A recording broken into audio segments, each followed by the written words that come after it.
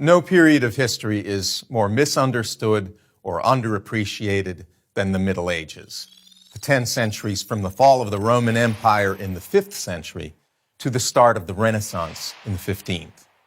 This is especially true between the year 1000, when global warming brought grapes to England and grain to the coasts of Greenland, doubling the population and reviving town life all across Europe, and 1348, after the warming had ended and the Black Death arrived from the east. Let's take a closer look at these years. We'll make a good start by dispelling some nonsense. The people of the Middle Ages did not believe the earth was flat. They knew it was round. The ancients said it was round. The fathers of the church said it was round. They saw its shadow during an eclipse of the moon, and the shadow was round. They saw masks of ships sinking below the horizon. Round.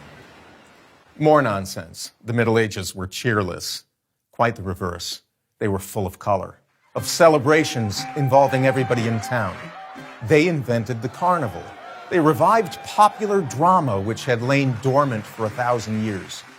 Whatever they did, whether it was sinning or fighting or repenting or falling in love or traveling thousands of miles to Rome or to the Church of the Holy Sepulchre, they did it with energy and gusto.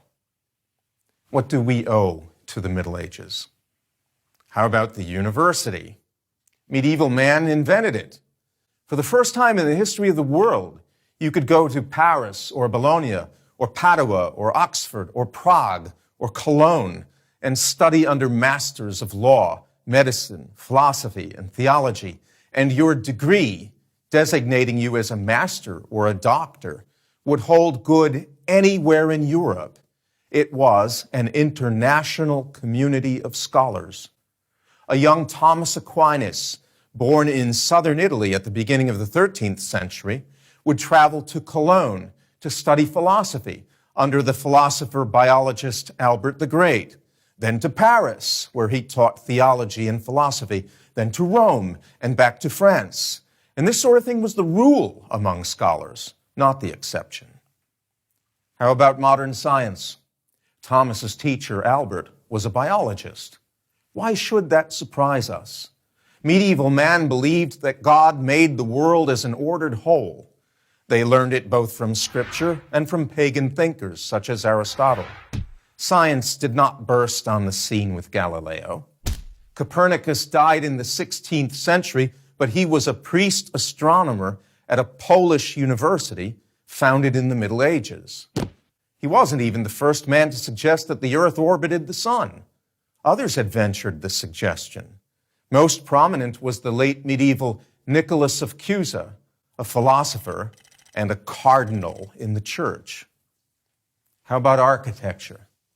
If the Middle Ages were dark and ignorant, how come ordinary people, masons, carpenters, painters, sculptors, glazers, erected the most beautiful and majestic buildings to grace the earth, the Gothic cathedrals, without power tools, with pulleys and winches and scaffolding in their bare hands?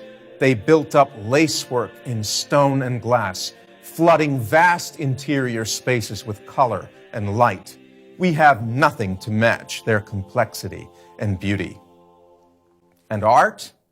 Studying the ancients, medieval man produced whole genres of art that the world had never seen. There had never been anything like Dante's Divine Comedy, or Chaucer's Canterbury Tales, or the Arthurian legends of Chrétien de Troyes, or the paintings of Giotto, or the astonishingly beautiful and precise work of the illuminators of manuscripts. What else do we owe to them? Western music. They invented our musical notation and Western harmony, not to mention the humble carols we enjoy at Christmas time. A tradition of local self-government.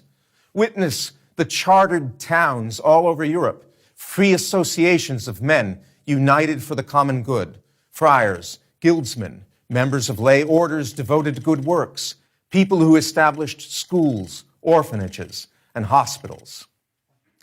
Far from the Dark Ages, which it is popularly called, the Middle Ages might better be described as the Brilliant Ages. a startling epoch of progress from science to art, from philosophy to medicine.